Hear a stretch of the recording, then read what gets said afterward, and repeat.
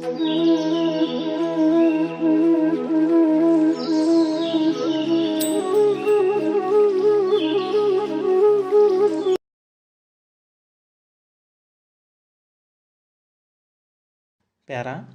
gentlemen of the jury, you are the sole judges of the questions of fact involved in this case. You are not to be influenced by anything that the court has said or that you imagined that the court has thought in regard to the facts. It is the privilege and duty of the court to call the jury's attention to question of fact if he so desire. But in the end, you must be your own judges as to what the facts are under the instructions of the courts as to the law. The law you will take from the court and from nobody else. Para, the first proposition I want to impress upon your minds, gentlemen, in this case is that you must not be influenced by prejudice or passion or sympathy.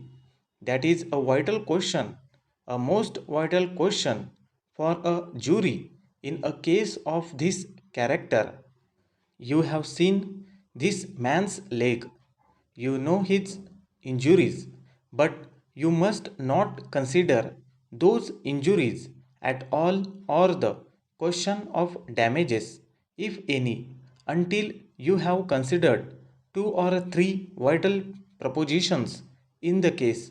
Para, it is right for human beings to be influenced by kindness and by sympathy, but it is not right for jurors or courts.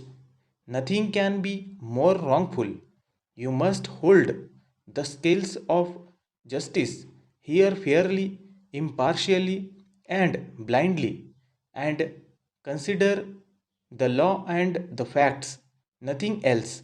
You have a right to sympathize and give your own money to this plaintiff if you want to, but you have no right to give anybody else money except under the law.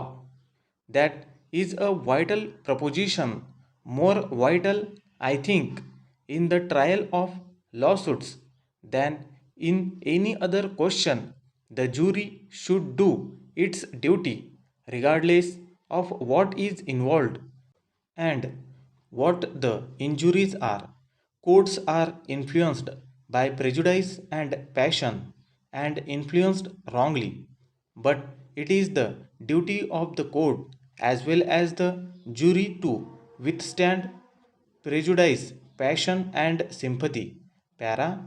So, then I want you to start out in this case with that understanding that you are to be cool, clear headed, cold blooded in passing upon the questions of fact that I shall present to you.